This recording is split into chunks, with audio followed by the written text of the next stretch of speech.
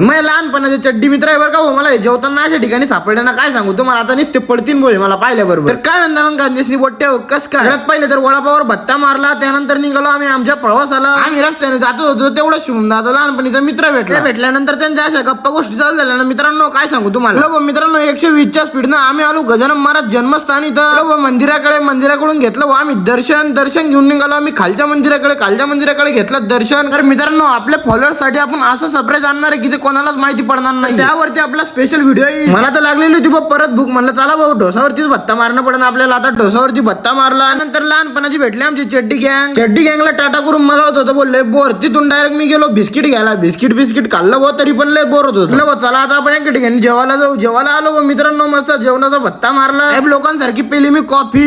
जेवढी आपली followers family आहे त्यांच्यासाठी आपण एवढं भारी सरप्राईज आणणार आहे की ते तुम्हाला समजणार नाही. त्याच्यानंतर मी आता चाललोय भाऊ घरी, तुम्हाला सांगतो ते पुढच्या ब्लॉग मध्ये.